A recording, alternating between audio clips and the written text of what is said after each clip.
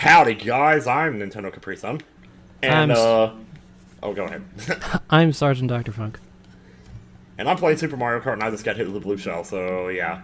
Damn it. Anyway, we have this thing that we're gonna do, and, like, we've been planning this forever, but we keep having to put it off, like, because like, last week I was doing my taxes, and also, like, you were on a vacation somewhere, I believe. I went to Memphis, yes. Oh, yes, that's right. So, yeah, anyway, well, we're here to do it now. We're gonna talk about... Oh, I can't believe this is happening, but we're going to talk about Stadium Arcadium, the album by Red Hot Chili Peppers, and try to figure out, like, which disc we like better, because I've never done this, so I've never really tried to figure out, because I don't know. So this is based on those, I think you did 2 vlogs like this, where you took 2 albums and you did a song versus song in the track list.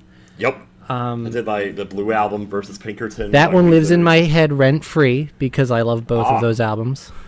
So I think about that often. I'm like, man. Kept that or not. I don't know if I kept the Radiohead one, but... I think you did. I think it was that one, and then you did a Weird Al one. Oh, that's right. I did a Weird Al one, yeah. Yeah. I don't remember Radiohead, but, yeah, the Weezer one lives in my head rent-free because I love both of those albums. Pinkerton is one of my favorite of all times, and I don't know how that would turn out for me if I actually did it between Blue and Pinkerton, because song by song it's like kind of weird. And that's what we're going to feel today with Stadium Arcadium, because I think I speak for both of us when I say we love this album. Yeah, I got this album right when it came out, and so I listened to it in the car on the way to work every day for like 3 months. So. Nice. There's enough content to listen to it for 3 months. For that long, yeah, there really is. Yeah, I think I got it for Christmas one year. I was in high school. Ooh, cool. When it came out, and it was super cool for me. My band was just starting out at the time, and I was learning bass, and this was a very good album to have. This is a good album for a bass player, yeah. Hell yeah. Oh yeah. I'll talk about it on a couple of these songs here when we get into it. But yeah, we both love this album. This album's really hard to do this with because, like, honestly, I like all these songs. Yeah, there's not a bad song on this album. Yeah, there's not one where I'm like, oh yeah, that one fucking sucks. Like, some of them I'm like, all right, whatever, I could live without it. But like, iffy, no pun intended. But like, yeah, most of the songs on this album are really good. I love I love that it's called Stadium Arcadium because it feels like stadium rock to me. It's like the most stadium rock they've ever been. It's like these songs can fill stadiums, in ways that some of their previous works I don't think can. So, random question for you, since this is a double album, which one do you listen to first? The first one. Good answer. Yep. I believe they were named after planet. One of them was Mars, the other was Jupiter. Correct. Correct. I always listen to Jupiter first. Yeah. I'll talk a little bit about that as we go on. And it's actually going to come up with the first song, but like, I don't know, just on the CD, which I still listen to and I'm looking at right now, like Jupiter's track list is on the left, and since we read left to right, that one just kind of seems first to me. So yeah, we ain't no Japanese over here. Although, would be an interesting case. I wonder if it was released in Japan. I'm sure it was, but I'm sure the track list was exactly the same. Probably. They probably got some bonus tracks because they like always do. All right, well I guess let's start out. So for track 1, we have Dani California versus Desecration Smile. Oh baby. This is a pretty easy matchup for me actually. Yeah, me too. I think it is for most people. Dani California is a pretty awesome song. That's the big rock song on this album. Obviously, it was the first single, and so and certainly the biggest one. The music video was a real hit too. That was a that was a cool about the video. Yeah, and that's one of those songs that my young bass player self learned to play. My band covered it a couple of times. And it was just a blast every time. Usually I sang songs, but our other guitarist sang the song so that I could focus on playing bass, and it was fun every single time. You get to show off a little bit, when you're 15 and don't know much else about bass. It's one of the reasons why I love that song. It just takes me right back to my high school rock show and just having a complete blast with it. So the reason I asked which one you listen to first is because Desecration Smile doesn't feel like the first song like on the album. It feels no, like not at all. it feels like you've changed the disc over from the first disc to the second disc, and this is kind of like we're starting this story now, and it's a different kind of story. That's what Desecration Smile feels like to me. That's cool. Yeah, when I first got the album, I actually loved, possibly even more than Dani California, I loved Desecration Smile. It was like, I have this weird story. I don't know if I should tell this, but it's not really much of a story. But like, I used to misunderstand the lyrics, and I thought he was saying, "And we're never on time around here." And like, the first time I heard the song, I was late for an appointment, so it's like the song was about me at the time. I was never on time. So it's really weird. Yeah, that's perfect. I think it's a pretty good song. It's honestly one of the more. It's one of the more forgettable ones for me, but I think it's pretty good. Yeah. This is still not bad. So yeah, I mean that's going to be a point for Dani California for me. It's 1 point. Jupiter, 0 Mars. Yep. 0 Bruno Mars. 0 Bruno Mars. Oh god, we're going there, huh? It's amazing. So a much tighter matchup, I would say, is Snow, Hey Oh, versus Tell Me Baby. We got two singles going up against each other. Oh boy. Yeah. Yeah. Okay. This one's tough. Yeah. I gotta give this one a Snow. Yeah. I love Tell Me Baby though. Yeah. Long story short, it's gonna be Snow for me too. I just like it. I don't know. Yeah. There's something about Frusciante casually coming off with this riff. That like you clearly have to move your fingers a lot for it, and he's like, nah, it'll be fine. I'll just play this for 5 minutes straight. How does he do that? I don't know. Yeah, I don't know either. So this is one of the last times you'll hear me say this, but we covered this song too. I remember we were in like a class. We played like a show in a classroom or something, and we played this song, and a bunch of 15-year-olds had no business trying to play this song. Wow. I think our two guitarists sort of traded off playing the riff, which was, and I don't think they planned it that way. I think it just kind of happened, which was cool. But I don't know. I like the way the song sounds. It's just me too. It's vibing, and I don't know. It's vibing. I also like the way some of his lyrics sound. Like I love singing. When to ascend to a man for a friend or the channels. Yeah, the rhymes. It's so crazy. Yeah. Like he's got some flow in this song or something.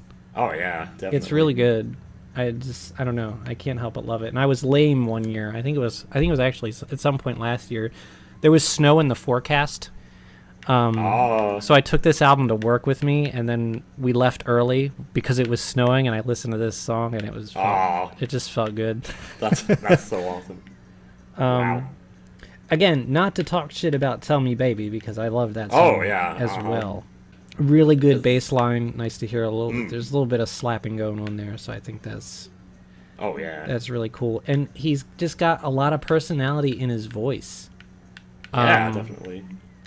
Like during that second one where he does the little, I don't know the words. Fuck, I'm bad with lyrics. Let me pull out the book here. It's kind of weird how good they are at vocal harmonizing, because you wouldn't think that would be a thing, but like nobody listens to Red Hot Chili Peppers for the vocal harmonizing, but they're really good at it. Look. Let me just sum up here. This is Frusciante's album, man. Oh yeah. We'll get to talk about it. A lot, but this is totally his like guitar is on point, his backup vocals are on point. It's a joy to listen to him on this album. But yeah, no, just like it really sticks out to me when like the way that Anthony enunciates during that part where he's like, chitty chitty baby, when your nose is in the nitty gritty, life could be a little sweet, life could be a little shitty. Like just the way he says that, he just like it's like he's voice acting. He puts on a different voice. It like comes more from his like chest, you know, and it just there's something that tickles me about that sort of personality. I mean, I think that's let's face it, Chili Peppers vocals gets by on Anthony's personality because it's just how it works, especially back in the old days. That's all it was. But yeah, one thing I can't help Baby but has notice a lot about this song, or not this song, but Snow actually, is like that the choruses get more intense as they go along until the last one where it just like culminates. And this is true for Dani California too. Yeah, where it's just like that last chorus, oh my god. And then when the guitars explode and go, or I don't know what that sound is, or what that effect is that they apply to it, but it's so cool. I used to kind of think of a girl when I heard Snow. That's fair. This girl named Stephanie that worked in the bakery with us. And, like, our uniforms were solid white, so, like, when he would say white as snow, I would, imagine her, like, in the uniform, because she looked kind of hot. This is why I said I shouldn't have committed to it, but there it is. It's fine. Yeah, I don't know. And this is, again, with Snow, it's sort of well, Tell Me Baby's like this, too, but, like, I love sometimes that Anthony's lyrics are gibberish because you don't have to focus on them. It doesn't really distract from the feeling of the song. I think that's one thing that people underrate about the Chili Peppers is that he like, and he said this in interviews, that sometimes he's not really even looking for the right words. He's just looking for words that sound good. The sound good. Yeah, that's awesome. And I love that because that's how I think. Because I don't, I'm not huge on lyrics. But I wrote down a few examples for later on of stuff that I noticed in the lyrics. But I'm not much of a lyrics person, but yeah. And there's some lyrics in Snow that just stick out to me.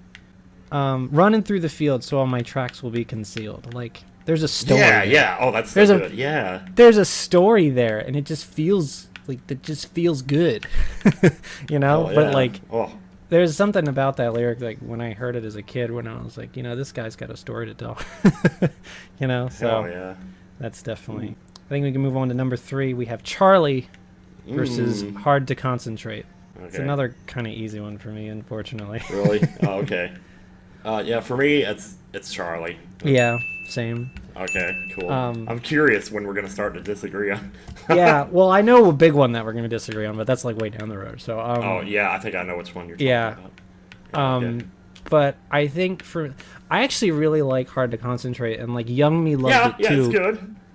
Because it's a nice, plain love song. Just yes, really good. It's one of the more coherent ones lyrically, and I thought it was really sweet. I just thought it was a really sweet song. I'm like, dude, I would sing this to a girl one day. Like, when I'm thinking about marrying her. Like, and I think it's fitting, and I think it's suitably beautiful for that sort of thing. There's like a really good rhyme towards the end. I don't remember what the first part is, but the second part is give you pleasure in so many ways, dear. You're not like expecting the deer. One to treasure the rest of your days here and give you pleasure in so many ways, dear. Yeah. Yeah. Yeah, I love Hard to Concentrate. I think it's a good one of their good slower songs. Yeah. It's just very sweet, and you don't expect that from the same guy that wrote like Apache Rose Peacock and and shit. Yeah. Full shizzle. Jeez, the turnaround from that album is still pretty wicked. But it's like a turnabout. And like honestly, I don't even like Charlie all that much.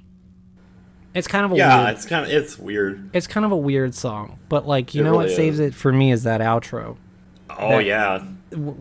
Talking about Frusciante doing his riffage, that outro is just so good. That's where they really like take this album out into space, man. It just that feels so good, man. I can hear it in my head even now. It's such an ascending feeling when you listen to that. There's like a lot of stuff on this album that makes me laugh, and one of the things is that song with the like in the background somebody's going like tick tick tick tick, yeah, whoa, whoa, whoa. And like I find that hilarious. I don't know why. It's even funnier because I watched a live performance recently. It was from I forget which festival it was from. And like the other band members do that. Like Flea does it a couple of times. Yeah, I figured it was probably Flea. Which is hilarious because Flea is just inherently hilarious. Yeah, playing in movies like Back to the Future. I know, right? Chase. Well, Back to the Future 2, actually. But yeah. One other thing about this song that's kind of random, but this album came out around season 3 of Lost, and in the show, there's a big thing that happens with Charlie in season 3, so this song kind of always makes me think of that character. Character. I ran out of breath. When I pick up on that smell. Pick it up and run like hell. Oh, God. They double up and run like hell. Whatever double up means. That word. It's probably cool. That word smell. Came back in a big way on the latest album, which is number 4 is Stadium Arcadium versus 21st Century. 21st Century, yeah. Ooh. This is the first one where it's pretty difficult to me. Yeah. And this is also where like the way the albums are actually organized starts to affect the way I think about them. Wow. because I don't know if I would like 21st Century as much if it wasn't the fourth song on Mars. Mars starts out really slow compared to Jupiter. Like, Jupiter's got all these upbeat songs, Dani California and Charlie, and, you know, Mars has Desecration Smile and Hard to Concentrate in the first 3 songs, and it's just, like, not a great way to open an album. So 21st Century, like, I know Tell Me Baby is really upbeat, but, like, 21st Century is, like, it really gets me jazzed, sort of, for the rest of the album. Definitely. And I love the bass line on it. Because it's actually it's like easy to play, but it's satisfying because it's just kind of like the same thing, and then I don't know, it kind of sounds like a duck too, so it's funny. Oh yeah, it does actually. So, wink, wink, wink, wink. Yeah, and this is a good one that Chad's good on. He really he really turns it on when they up the beat on 21st Century. So Stadium Arcadium is also really good. I mean, there's a reason they named the album after this song. Well, this one for me at first was like really easy, but when I listened to it today, I actually liked Stadium Arcadium more than I usually do. Because I didn't like it that much before, but I guess I just never listened to it loud enough or something. Yeah. Because when you turn it up, you actually hear more stuff that you don't normally notice. And the guitar solo at the end of that song is great. So, like... But I still have to go with 21st Century, though, on this one, But yeah. See, I'm still a little bit... Even now, I'm a bit torn on it. I just kind of feel like Stadium Arcadium just has like a better feel to me. I've always liked it's very solid. Like even as a kid, when I liked all the fast songs more inherently, which is still kind of true, but I still like even as a kid I liked Stadium Arcadium because it felt like a slower song with just like something to say too. That's solo. True. I like John's solo on this song too. Yes. It sounds different from all the other solos on the album. I don't know. I mean, I think I walked into this one with Stadium Arcadium winning, but I really do love 21st Century. So I guess I'm giving it to Stadium Arcadium on this one. Yeah, one thing I will say about 21st Century that I didn't mention was I love like the little breakdown after the chorus where it goes like and then back into the verse. It's just something about that is really catchy or something. Yeah, that's kind of it's kind of like a final, like it gives some finality to it, I would say. Oh yeah, it's definitely kind of one of those songs where you have to get to the chorus though, so that's one thing I guess. Yeah, and even then I feel like the chorus kind of meanders. It's not one of the stronger choruses on the album. And one other thing about Stadium Arcadium, they added it to Pick and Save Music, so unfortunately I had to hear it a lot when I was there. God. And that's sad. I got tired of it, which is too bad. Yeah. Well, so you couldn't hear it in there because like grocery store radios, you can't hear everything. Yeah. It just didn't do the song any justice at all. Boy, I can't imagine hearing that in a grocery store, honestly. Yeah, it's weird. I was surprised. They didn't add any other song besides that one. Yeah, that's weird. That is weird. Well, it could have been number 5. Number 5, we had Hump de Bump versus She Looks to Me. Hump de Bump sounds exactly like this old 60s song called Wooly Bully in the first 5 seconds. And that makes me laugh, so, yeah. Oh, yeah, that kind of intro, yeah. I love the trumpet on Hump de Bump. Oh, yeah. It's I also cute. love how it sounds like he's saying Tupac. At one point, he's like, Bump, de Bump, Tupac. Or something. Yeah, it does. He's not really saying that, but that's what I always hear.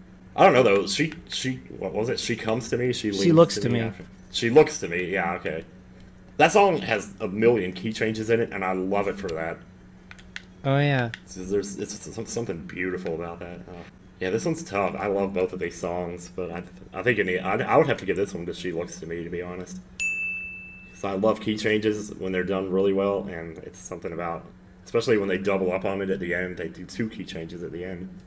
Because, like, to somebody who doesn't really know anything about music, it sounds like I'm giving you everything, and you're treating me like I'm not major. You know what I mean? Oh, yeah. Like, to somebody who doesn't know anything about music, it sounds like that. But, like, if you know a little bit about music, you sort of know what a major sounds like and a minor sounds like. And, like, you realize it's just sort of a difference in tone. And it's like it's interesting to interpret that line. So every time I hear that song, I definitely spend a couple of seconds thinking about that line. Wow. And for some reason in my brain, I always think, confide in Sly, you'll be the wiser. Even though this and Give It Away could not be more different. I don't know. I like it. I like this song, but I feel like there are a lot of other songs on this album that feel like She Looks to Me. There are a lot of similar ones. I guess another thing I like about She Looks to Me is it reminds me of the old 90s rock sound in general. It's the way it starts off with just straight up chords, which they all do, but there's something about this one that it especially feels that way. It is a good song. This I don't know, yeah, Hump de Bump is really good too, though. Yeah, it's just really enjoyable. You know it what I is mean? such a fun song. It's got so much personality. Yeah, it does. You're gonna listen to Anthony go, "Oh no," and like say that this song isn't fun as heck. Like, come on, man. Oh my god. Yeah. I kind of have to give it to Hump de Bump, even though I didn't really like it for a while there because I thought it was a little bit too silly. But like, I don't know, I like silly nowadays. Oh yeah. So. Well, something about the rhythmic guitar. This and I can't even do it with my mouth. It's like or something like that. I don't know. Oh yeah, that's real. Chorus. That's real. No, I couldn't do that. I couldn't do that in a million years. Yeah, and it's a rhythm that definitely feels very Chili Peppers. Oh yeah, definitely. They use that quite a bit. Oh man, why is the first thing I think of Jungle Man of all songs? Oh my god. That song is ridiculous. It's one of their old 80s songs. Ooh. Oh man. Number 6. God, this matchup's easy as hell. We have Oh yeah. we have She's Only 18 versus Readymade. Readymade is the winner for me. I'm sorry, She's Only 18. You are getting you are getting bodied by the utter powerhouse that is Readymade. How is this song not a single? Yeah, man, I don't know. Readymade. Oh god, that song is just Readymade straight is up power. Quintessential to me, man. Renegade is like the What If by Creed of this album. It's not to make that's a horrible comparison to make, but it's like the first example that comes to mind. It's the kind of song where you want to sign up for, if you're pissed off about something, you sign up for karaoke, that song, it'll make you feel a lot better. Yeah, no, man. Readymade is it's even better if you if you're 15 and learning how to play the bass, because that riff is not so hard, but it is so goddamn satisfying to play. I bet it is. It's just kind of all in the same place in the fretboard, and it's just like you get into a goddamn groove with that song. I mean, it just from the first snare hit from Chad, it's like, how can you not? Oh, that first, that busts out like a echo. It's like, you're gonna be rocking for the next four minutes.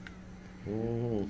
I don't even care about the lyrics, and yeah. I don't really have anything to say about I used to think he was singing about his dick in the song, but I don't think he actually is. But it's like, it's funny to call a dick Readymade. Yeah, I think you said that in like your Final Fantasy VI LP or something. Oh my god! I'm not surprised. I heard that recently. Like, I heard you say something like that recently, but it's good.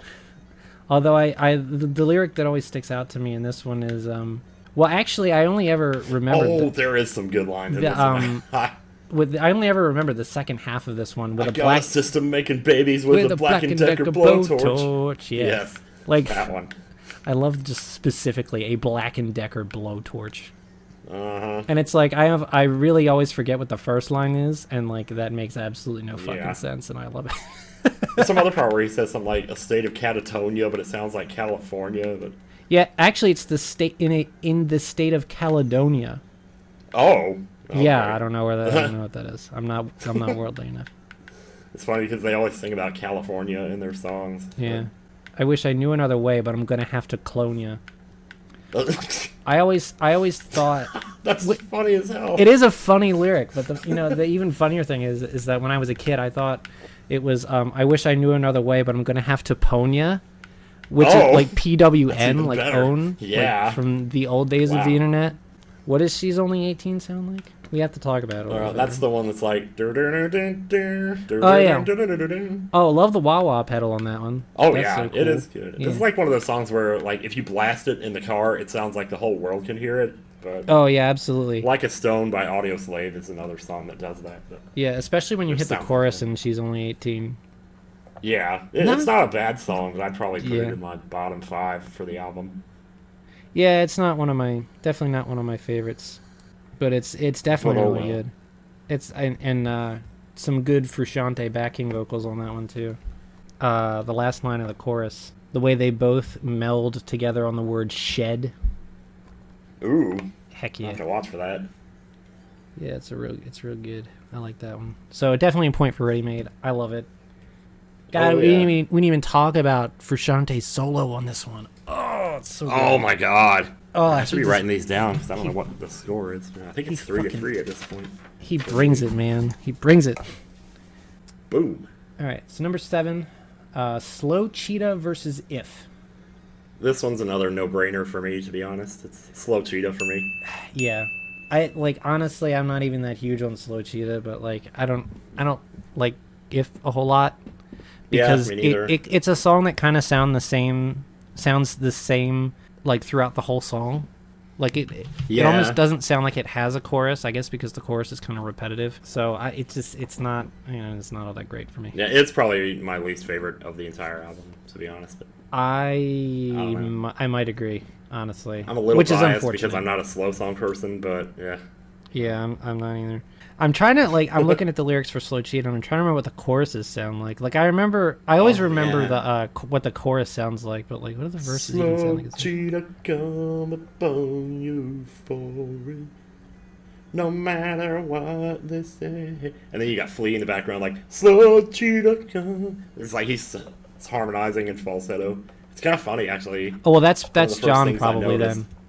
Oh, John. Oh, okay. Yeah, John does all the Interesting. falsetto. Cool. I always thought that was Flea that did that. No, it's Huh. yeah. John does most of the backing vocals actually. Huh. Cool. Yeah, I think I learned that when I watched their live at Sling DVD. Because he'll do some of his own songs on that one. I love that DVD, by the way. Oh my god. By the way, Oh, wow. By the way. yeah, Catch I that gotta at first, but yeah. Oh, I gotta get you to listen to that one too. I think you would dig that album. That album's a vibe. Oh. Right. It took me reading the last verse to remember what the the fucking verses sound like in Slow Cheetah. You know? Oh, yeah. And that's the one that always, ironically enough, it's that last verse that I always remember from this song. Walking Everybody down to always the talks very old ground. their life away. Yeah, it's a very Something old like that. dance with a merry old sound. A win by default, I think, for Slow Cheetah, for me. Yeah, same. But let me tell you, this is where the album, this is where it's gonna start to turn around. Oh, boy. So here we go.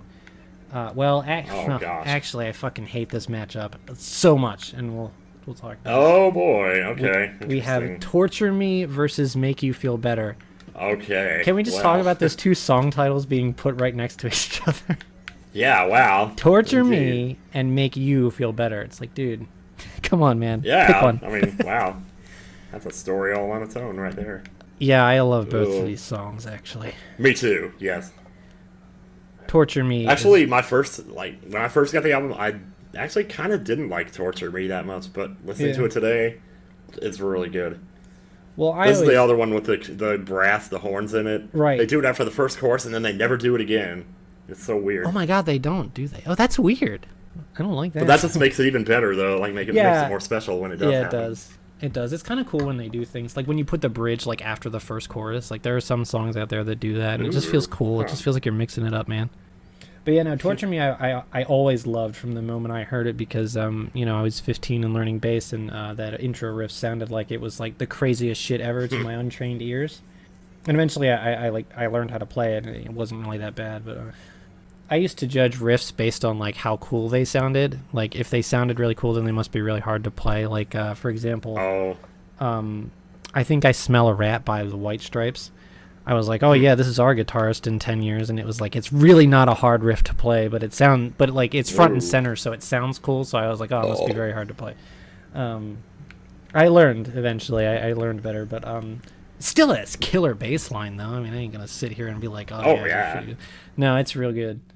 And just the pacing of Torture Me is really, really fucking good. oh yeah, the drummer is just on fire in that song. Yeah, Chad. I am of the opinion or of the theory that now today on the internet we call tough guys Chad. I think they're named after Chad Smith. Ooh. Because he's so awesome. But I love it when this song slows down. It almost sounds like Flea's playing the bass line from "Sweet Child of Mine." Oh wow! Huh. And then like at the end of that section, we ramp back up, and Anthony just lets out this like really fucking exciting scream. It's like I can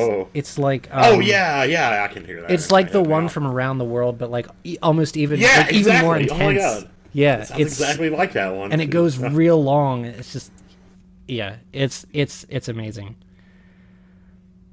Oh my gosh! Wow. No, I really love Torture Me. It's very exciting. And like at this point in the album, we've had like 2 songs that have kind of gone slower.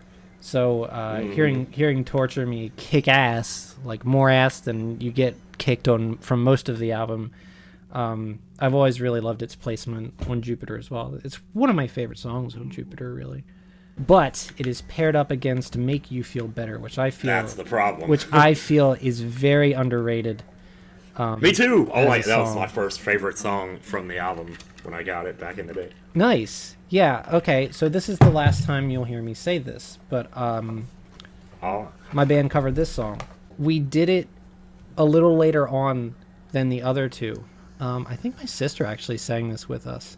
We only played it once, which sucks, but it was cool. But I really like this song. It should have been a single. I don't know how it wasn't. Yeah, I don't know. It's just like it's a real feel good song. Yes, it is. And it's just very positive, and I love that. It's got that slight country twinge to it. A little bit, yeah. Walk along with the cowboy beat and all that shit. Yeah, and the bridge is like that feeling like in Star Wars when they jump to hyperspace. Ooh. You know what I mean? Oh yeah, okay. Oh yeah. Yeah, it's just like all of a sudden it goes oh, and it's like it's that I feel the stars blurring when that happens. And then he delivers that really fiery, like yelling last verse. Yeah. Oh, he goes ham on that last verse. And just the enunciation. It's kind of like that thing with "Tell Me Baby," where it's just like the way he enunciates gives it that personality. Frusciante's guitar is really good on this one too. Oh, chef's kiss for sure. Yeah, it's just it's a really good, and I love the lingering at the end. Yeah, it's just like takes forever for the feedback to die out. Yeah. And you just know he's like stretching it, you know. Oh wow, that did not sound like that at all. Or something. Yeah, and I always love that, the way it fades like that. It actually reminds me, we didn't talk about this on Slow Cheetah, the ending where the guitar is like backmasked. Yes. Oh, that is so cool. It's a little moody. Yeah. Yeah, it's a nice little bass line over this shimmering guitars or something. That's a good word for it, shimmering. Yeah, I was just thinking that. I didn't want to like toot my own horn or anything. No.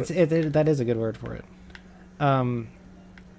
Yeah, this is a bad matchup, and I really don't want to pick one over the other, but I do feel like I feel like Make You Feel Better kind of deserves it. You know what I mean? Like I'm a little biased. That's me too. Yeah, I'm biased too.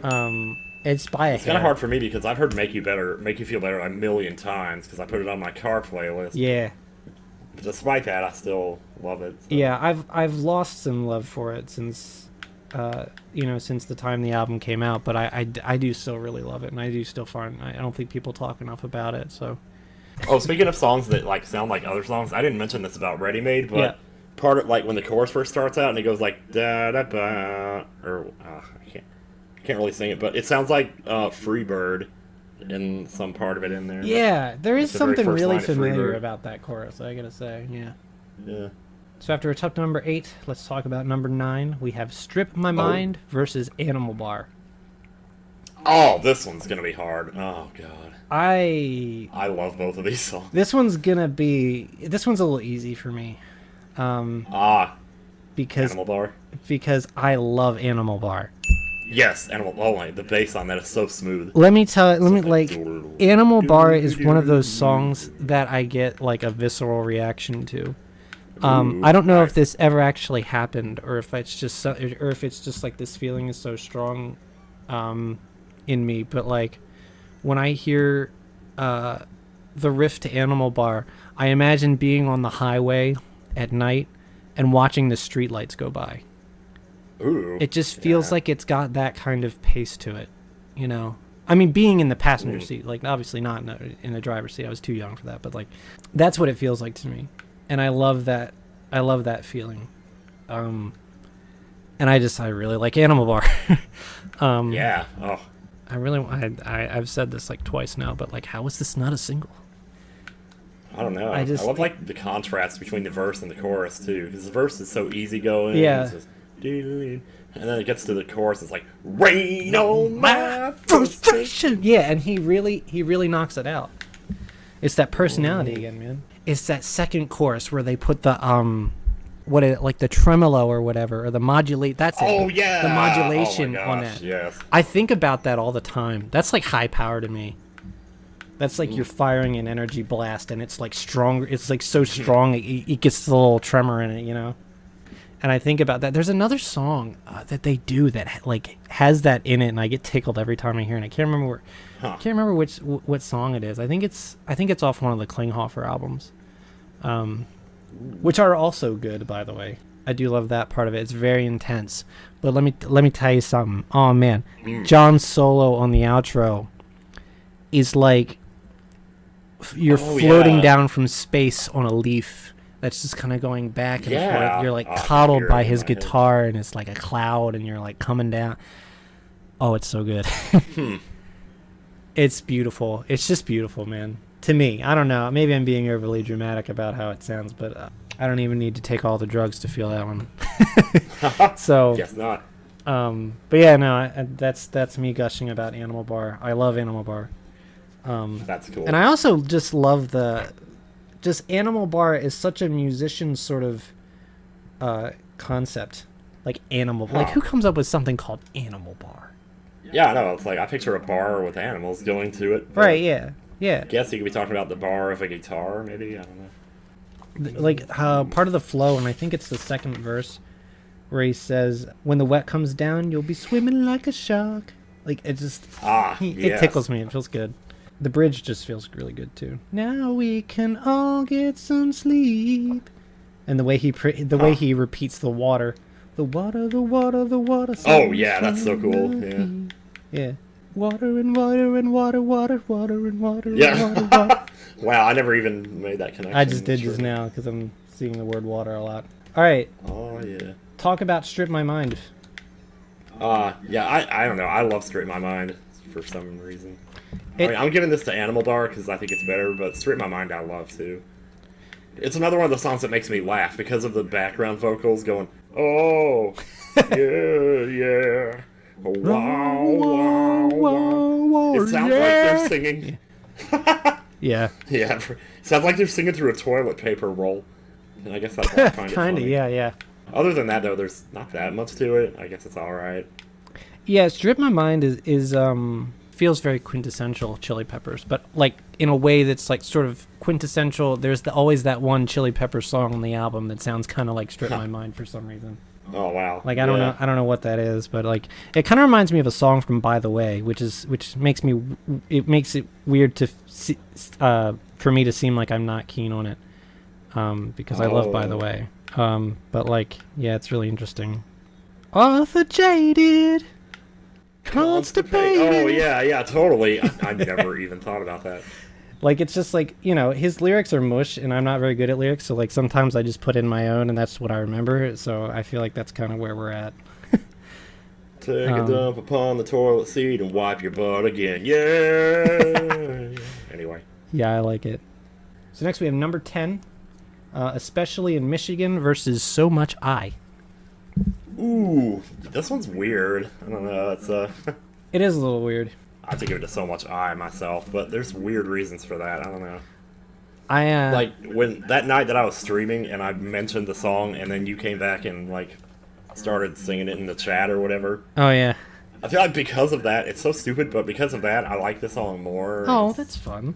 That's not a reason to like a song, but well, I don't know. Memories are, yeah. I mean, I guess I'm not going to fault anyone for nostalgia reasons. I just feel like the phrase "so much I" is very much is very like sort of ubiquitous. I don't even know if I'm using that word right. It just feels right. But like it's so much I wish I could. So much I wish I would. It's like it's not a good lyric, but it's something I kind of relate to because there's so much I wish I could, you know. Yeah, so definitely. It's like, and just the way he says it is pretty. Like I feel that, you know. He says so much I, and I feel that.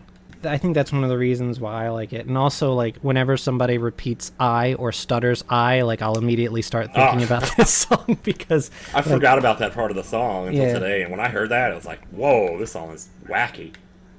Yeah. I'm looking totally at the way the lyrics are printed, and it's so funny. It looks like almost like Roman numerals because it literally just writes I a bunch of times, and there's a comma after every second I. Ooh, wow. Well, no, I actually, guess. it's I, comma, I, comma, I, comma, comma. Then there's like a double space, and then it's I, and then a double space again, I, comma, double space I. Okay. Oh. Yeah, I don't know. That's just funny to me. I don't know. I also really love the chorus on this, on So Much I. Yeah, it's kind of poppy, but it's really catchy at the same time. Yeah, and then, well, actually, I guess it's more like the bridge. The please don't turn away again. Yeah, totally. That definitely feels good. That's one of those launch to space moments for me, and I love it. Yes. And it really elevates this song for me. So, yeah, I mean, I definitely like So Much I. It's not too big of a contest for me. Especially in Michigan is, again, one of those sort of Chili Pepper songs for me that feels like it's quintessentially Chili Peppers, but in the way that, like, there's always one song that sounds like... It reminds me of Rocket by Smashing Pumpkins. It's got, like, I think it might have the same chord sequence. I'm not sure. Yeah. Except it doesn't have that badass ending, but whatever. God, I really need to give the lyrics of this one a good once-over. This is definitely one of the most word salad songs on the album. Word salad, I love that expression. I love life is my friend, underwater violins, order now from Ho Chi Minh. Wow. A porcelain that comes in twins. Oh my god, and then there's like 3 ellipses, and it says, when I'm in Michigan. When I'm in Michigan. The chorus on this one is real big. Real big. Yeah, that's right. This is the one about the lions and tigers. Yeah. I forgot about that. It's easy to forget that, isn't it? Because all I remember from the song is like the way he says, especially in Michigan. But then I forget about the chorus, and just like when he's saying lions and tigers come running just to steal your luck, like just to steal your luck. That was the worst. Like that sounds like the beginning of Nikki French's remake of Total Eclipse of the Heart, but nobody knows what that is. But whatever. Like you can hear it echo. Like. Yeah, you can hear him screaming that lyric into the night, and it is beautiful. I do love the chorus on this one. Out on the farm, we'll be swimming with the mother duck. Because there was a point where I was listening to this song, and it was a couple weeks ago actually, and the first chorus came on, and I was like, wait, isn't there something about a mother duck in this song? And then I was like, I don't know, that's probably just one of the stupid ass things I made up while listening to this song, and then. This chorus later in the song where that actually happens comes in, and I was like, there was a mother duck. There it is. So, oh my god. Yeah, but no, it's not a bad song. It's a little repetitive. It's a little weird. There's like this really dumb thing that I kind of don't like about it, and it's not the song's fault at all. It's me and my stupid brain association, but there's like these harmony things in the background that are going like bang, dang, dang, dang, dang, dang, yeah, throughout the song. And it reminds me of that stupid-ass Macy Gray song in Spider-Man. So, yeah, I don't know. You know what? It actually reminds me of another Chili Pepper song. Oh. Huh. It goes perfectly with the verses to Purple Stain. Dun-dun-dun-dun. Yeah, Purple Stain's really good. It's kind of... I'm trying to remember. It's like the gross part of it, too. It's, you let me put my fingers in your monthly blood is what I when I'm in your house now let me spin. Like you could put that right in. You really especially could, in Michigan, and I always do that. Oh, to finger paint is not a sin is the first line of that. To finger paint is not a sin. I've blessed you all with those lyrics. Now you have to live with them. Beautiful. Yeah, Red Hot Chili Peppers, everybody. Did I rate this one? Gotta love it. What number are we on? 9? 10? Okay, so I gotta give the point to So Much I from Mars on this. I just like that one better. It's more exciting to me. Yeah, so much I for me too. Yep, same. All right, number 11, Warlocks Warlocks versus Storm in a Teacup, I Teacup. believe. Yeah. This is another really weird one. It's yeah, this one's difficult for me. I like Warlocks. I love the riff to Warlocks. I like the bridge. Oh yeah, it is kind of a funky sort of sound to that one. Yeah, definitely really cool. And like the name Warlocks is cool to me. Oh yeah. Warlocks in Wonderland. Oh my god, that word is Megatropolis. It's weird that he says Wonderland because Storm in a Teacup reminds me of Alice in Wonderland, so I don't know. Interesting. Oh yeah, I guess because it's a teacup. Every night I go looking for you. Everyone in the world. Yeah. Oh yeah, that is a really good chorus. A little bucket of something kind of find your reason. I also thought it was weird that they said "We Believe" and it stands out as part of that chorus. And then there's another song called "We Believe." Yes. I always got this song confused with "We Believe" because of that, and it's so dumb. Yeah, it's the same here. Yeah. Oh my god. I always thought that "We Believe" was on Jupiter, and it's not. And it's very confusing. So that's the next song. He actually references Weezer in the song Warlocks. Really? It's make a deal with Uncle Weezer. It says. Wow. Sign your name to claim. Oh, that's during the bridge. Make a deal with Uncle Weezer. Sign your name to claim. Yeah, it's in the bridge. I love the bridge of that song. That's a really it's nice one. Little melody. Yeah. Oh, and then he says the word rockopotamus in the last verse, which is the best word to ever exist. It's like between verses or whatever. John does this thing with the guitar where it's just like, boo, boo, boo. Yeah. It's like these weird guitar effects. Yeah, it is. Yeah. It's weird. It's like it's not really impressive or anything. It actually sounds kind of lazy, but it's like the fun kind of lazy because it's a weird kind of song. So. Yeah, it's like something you hear in a video game almost. Yeah. Maybe. Like an Undertale or something. Yeah, so Warlocks is good. Let's talk about Storm in a Teacup. The song is way more violent than I remember. Storm in a Teacup? It's like he's just going at it with the verses, and he's like, "You try to be a lady, but you're walking like a sauerkraut." Poop deck, yep, you got a poop deck. Yeah. To me, Storm in a Teacup is just a lot of fun. It's huge. I know I keep saying this word. People are going to bleach my mouth for it, but personality is off the charts in this song. That weird little monologue thing before each verse. It's just fun. It adds a little bit of character to the song. It makes me feel like this is a song where we're in the middle of the Poseidon adventure, and there's like water everywhere, but we're having a really good fucking time. Like, I think this song was actually gonna be a single at one point. It never quite panned out. I wish that was the music video for it.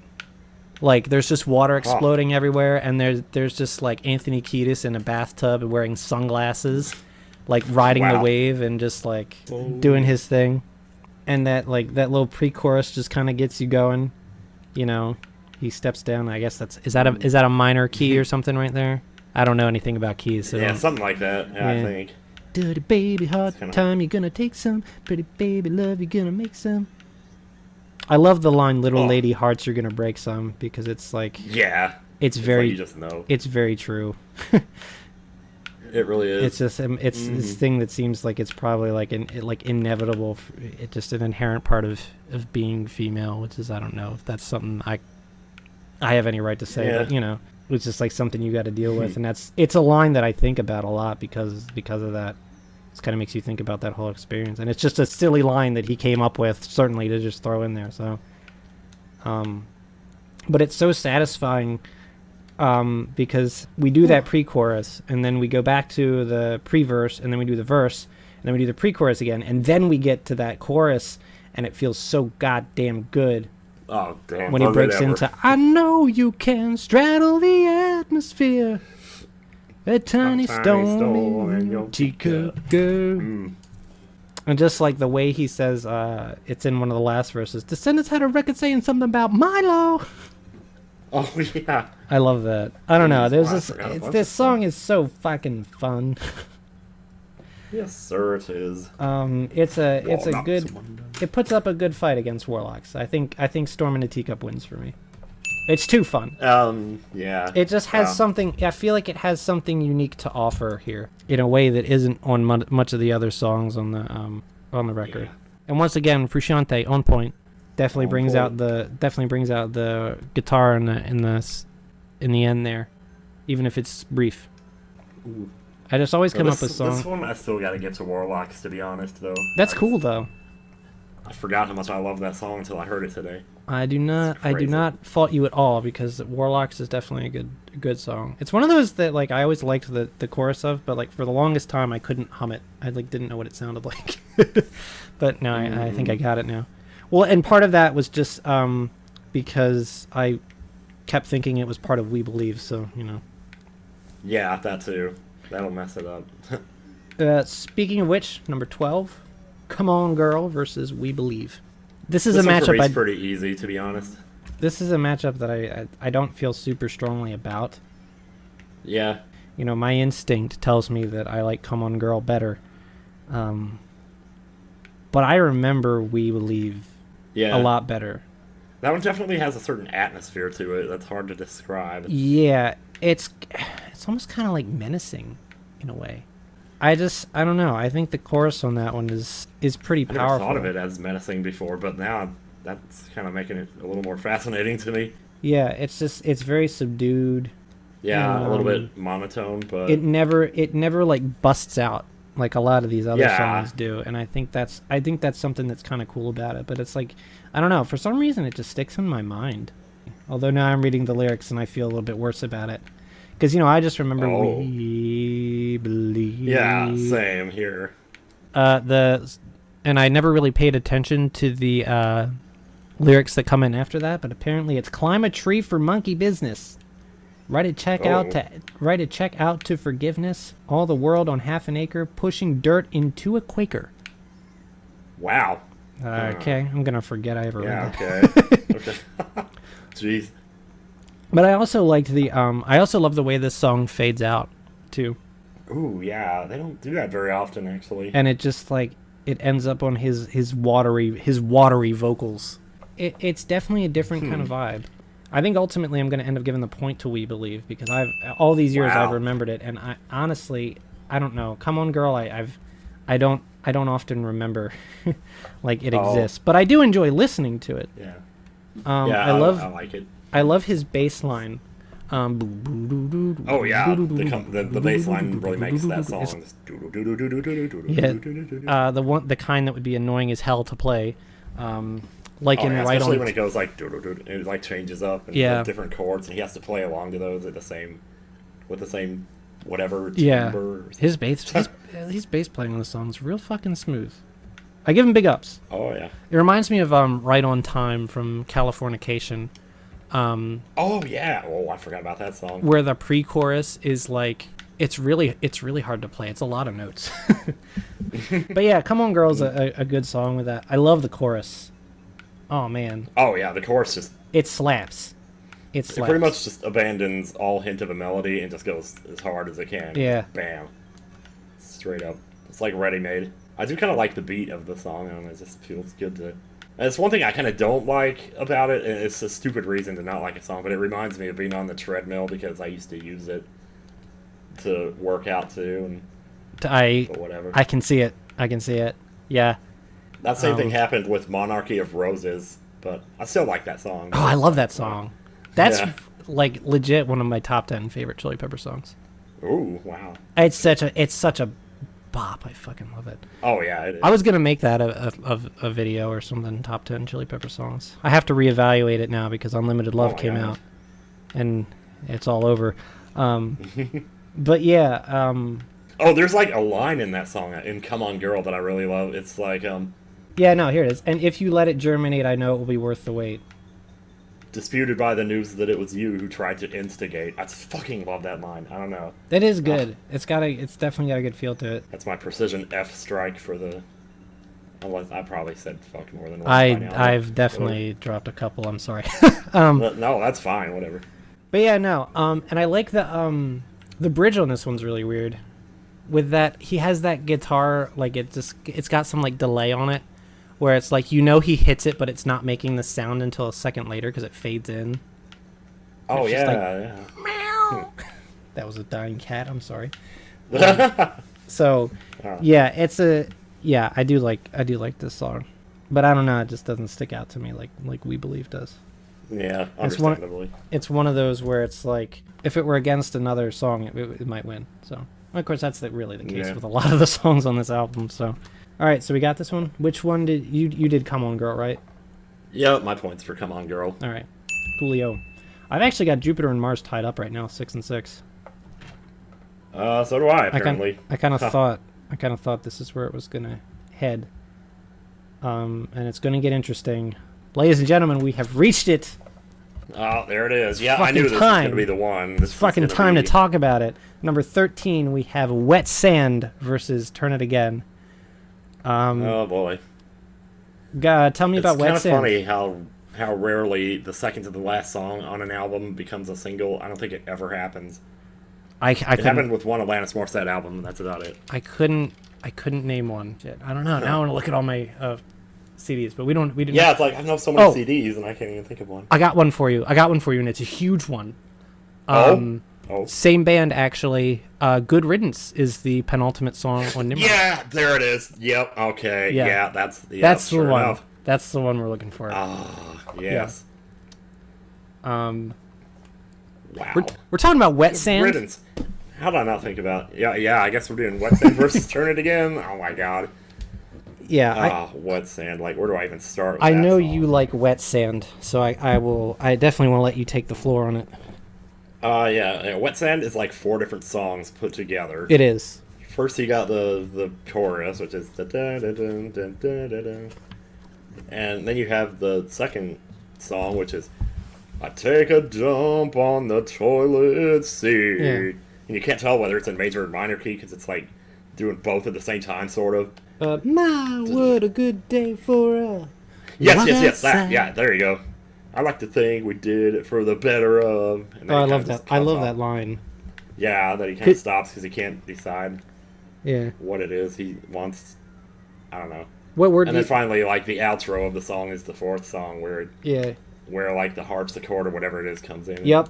I remember looking this song up on song meanings, and it was fascinating reading all the different interpretations of it. But holy crow, What was your favorite?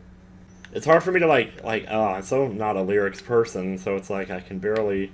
So many different interpretations of different songs that I forget which one I'm even talking about at this point. Yeah. I don't know. I've never looked on there. If I could look over, you know what I should do? Here's what I'm gonna do. I'm gonna actually look it up right now because I can do that. I'm sitting right here. Yeah.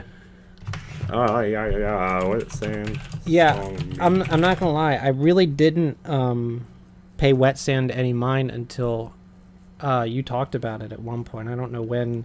Oh, same here. I didn't pay it much mind until I saw it getting posted on wherever I was hanging out at the time. Yeah, I don't know when you started talking about it. It was probably like you and Liam were talking about it because I remember going to a stream of his. I think we rated him once. Shout outs to Liam 6, by the way, because I know he was looking for. Oh yeah, I mentioned this last night in my stream, and he was like, "I can't wait to hear it." So I'm like, Yeah, "Oh, yeah, dude." should have brought his ass in on this because I know he knows a lot about this album. Oh my gosh. Because I remember he was talking about this album one time. I don't think it was this song that he was talking about, but like I don't know if you mentioned it there or whatever. But like the next time I listened to the album, I gave Wet Sand another chance, and I'm like, you know what, this is a pretty fucking good song, and it is. I tell you, I love the opening riff. It's just one of those like clean ass guitar riffs that's just like pretty and beautiful, and like he could play that for 10 hours and I wouldn't get bored of it. It's just one of those beautiful things that happens once a Chili Peppers album. I feel like, kind of like almost like that Scar Tissue or Oh my god. like in Soul to Squeeze or whatever. I just one of those good riffs, man. And just the way this song builds is really fucking good. It's hard to find a song where Anthony goes harder than he does at the end of this song.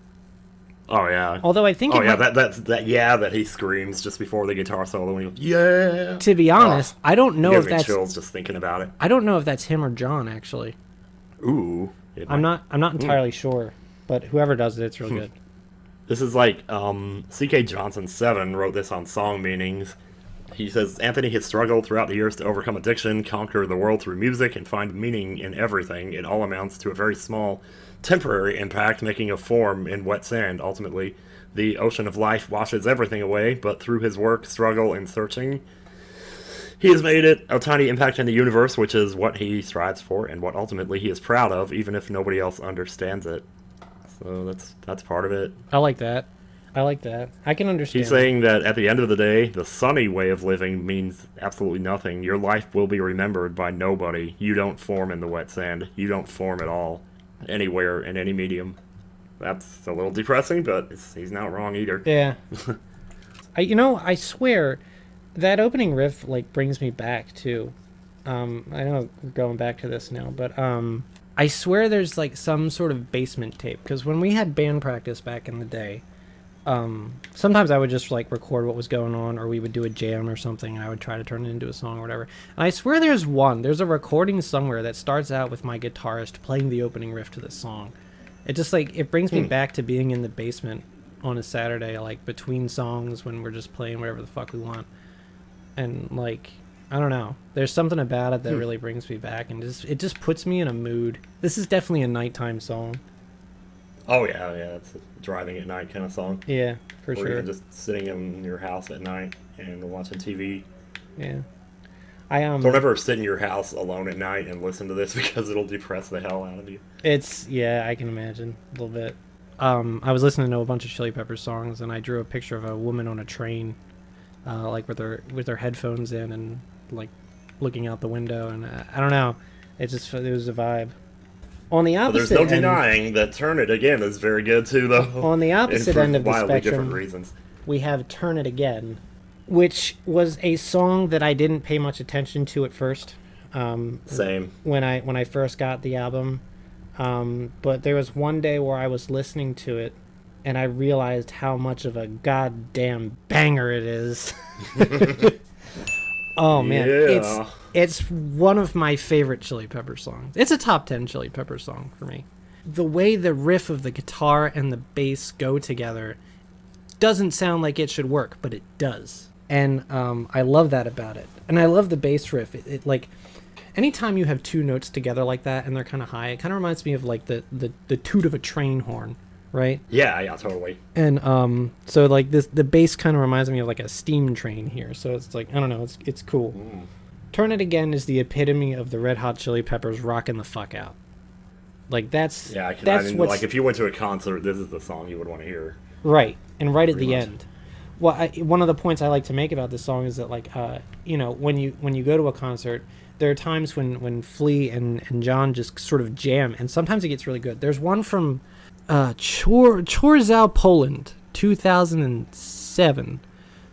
Which has become one of my favorite things to listen to. It's just their ending jam, and it goes on for, I think it's almost like 10 minutes long or something. And like, you don't expect a jam to really go anywhere, but like it ends on such a high note, and it's amazing. But I think Turn It Again is kind of the closest that they'll ever come to capturing that live energy. John just going ham in the fucking solo of this song. I mean, it's just it's epic. It reaches heights, and I'm here for it. Like, I don't know, maybe people don't think it's like the best song, but it's definitely the song that I really that really gets my rocks off. Like, even in the chorus, Frusciante's out here killing it. This is his opus. His magnum opus. Yeah. It's of hard rocking. I mean, obviously he's got other strengths. Because he can write beautiful riffs like in Wet Sand. I mean, you can't imagine him playing that song without like just like convulsing during that solo. It's just like it's again, to me it captures the way he plays guitar very, very well, and it just puts that on display, and I'm in love with it. I'd be hard pressed to say it's not my favorite song on the album, because I think it is, and it just like, that's cool. I think it's like almost 6 minutes. It's like 6 minutes long, and it doesn't feel like it. About that. It's 6 minutes, and it could go on for 12, and I think it'd still be amazing. I wouldn't get sick of it, and I love live music, And one thing I love about the Chili Peppers live is that they do things like that. So you sort of get to witness this thing that nobody else gets to witness. Yeah, that makes sense. You know, I think capturing that feeling on an album is super cool, and I think it's admirable that they tried. You know. Hell yeah, to that. So I've never actually been to a Chili Peppers concert. I really want to go. So you know, and now Maybe that we'll John's get lucky and they'll play in like Washington D.C. in January one year. well, yeah, that would be nice. But they do play in D.C. this summer. Any thoughts on Turn It Again? I'm sorry, I just gushed for like 5 minutes. Oh, that's fine. Trying to put into words how this song makes me feel, but like, I just got to do a dance video to it one day or something. Hell yeah. But yeah, thoughts? Which one's taking it for you? I mean, I think I know, but yeah, it has to be Wet Sand for me. I figured. It's just always been. I think that's the beautiful thing for me about this what we're doing here, because like. Yeah, I kind of knew from the beginning this was gonna be the one where we were like. I knew it because I knew Wet Sand was like one of your favorites. So we can disagree, and still really understand it. Totally. This is what I love about music, you know. It's like in the end it doesn't really mean anything. Yeah. You can disagree and it's fine. So, but at the same time it also doesn't really feel like we disagree, because I think we both really appreciate I keep saying totally. So now that the big one's out of the way, we close the album with Hey versus Death of a Martian. Yeah. It's funny, these two songs, I used to get them confused because they're so similar. They're both like mellow but upbeat songs, I guess. Yeah. Kind of the way to do it, but to be honest, Hey is still a little bit hazy for me. Yeah, that one's kind of like a. I always kind of forget how it sounds. What you gonna do about? Oh yeah, yeah. Something like that. I don't wanna have to, but I will. Yeah, that's the one. I always think going found into that. this, I expected to vote for that one, but the more I hear "Death of a Martian," the more I like it. I don't know. Yeah, it's a bold move, because like after Turn It Again, you would expect them to do their their Road Trippin' or Modelo or whatever. Oh, Modelo's not what that song's called. It's Tangelo. It's Tangelo. That's what it's called. Road Trippin' or Tangelo is another one, or you would. Well, of course, Tangelo came after this, but you would expect sort of this like acoustic sort of song to come after the absolute bring the roof downer that Turn It Again is, but they actually go for it. I think Death of a Martian works very well as an album closer.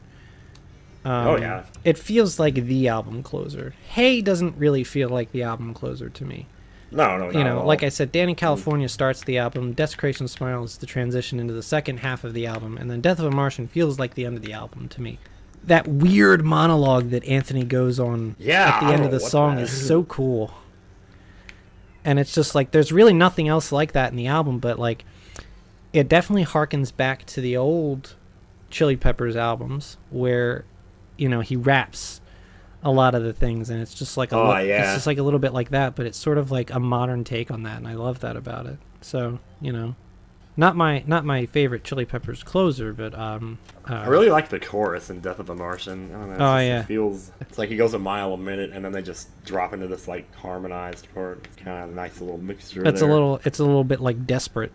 Plus, I also like it's such a dumb thing to comment on, but like when he says TikTok, it just really brings out the beat of the song for some reason. And it's also because it sort of matches where the riff goes. The riff is kind of like it gets really weird. The part you remember is those two notes, the ding, ding, ding, ding, ding, and like that's. It feels like it could be saying TikTok. You know what I mean? So it's like, I don't know. Totally. What a weird point to make. Like musicians be listening to this review like, what the fuck are they talking? Yeah. But yeah, I definitely think Death of a Martian is gonna be my choice for that one. Yeah, me too. Hey is pretty good, and I think they like Hey because I think at even recent concerts they've been playing Hey.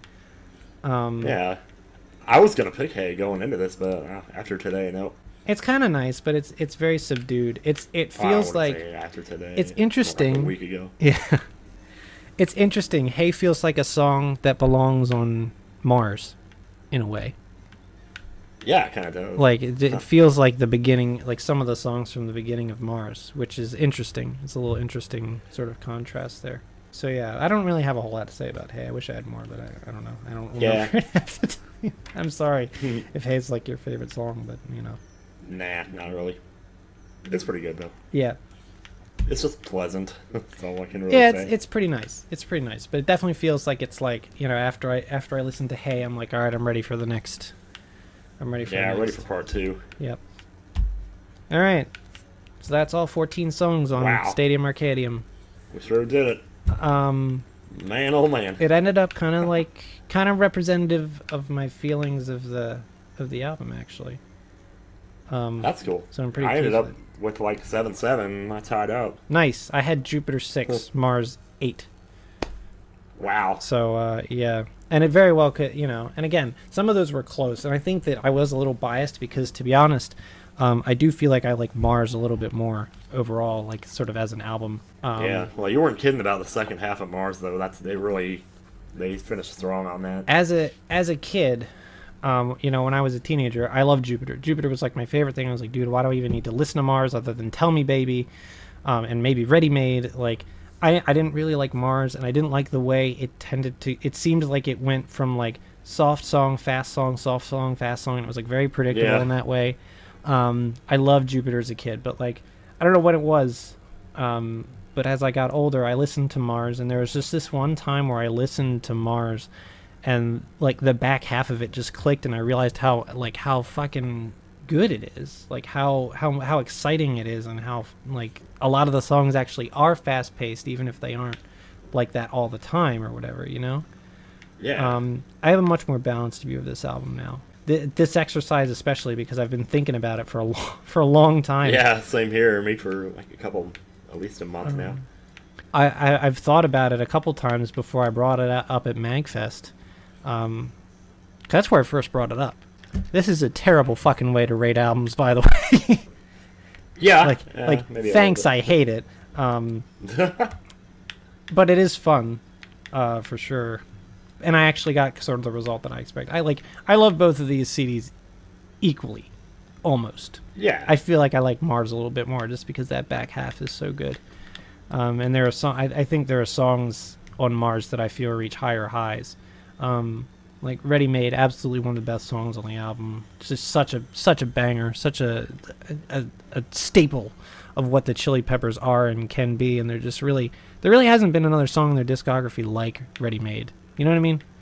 No, definitely not. There's just not one with riffage that solid on all fronts. I Ah. mean, everybody fires on all cylinders to me on that one. I think that this is definitely the culmination of their long stretch from Californication to 2006's Stadium Arcadium. It's definitely that culmination.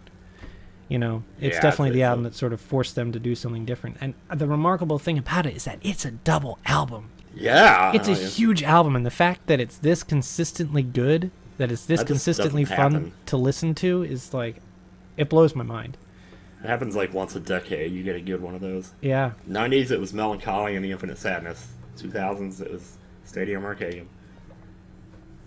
2010s, I wouldn't know I because don't I know. stopped listening to modern music. Right. Which is too bad. Yeah, well, in the 2010s, I can think of one, but it's a mess. Oh. And it's Green Day's trilogy albums. Oh, yeah, okay. Which I like, but nobody else does. So Oh, I still need to listen to those. they're an interesting bunch. You know, those three albums, even though I like them, I could definitely easily take them and cut them down into one album because there's a lot of chaff. Not the case yeah. with Stadium Arcadium. Not at all. How good? How good? How indeed. Yeah, this is a really good album. So I guess that's Frickin' banana peels. Banana Peels. Oh, you're still playing Mario Kart the whole time? Yep. Nice.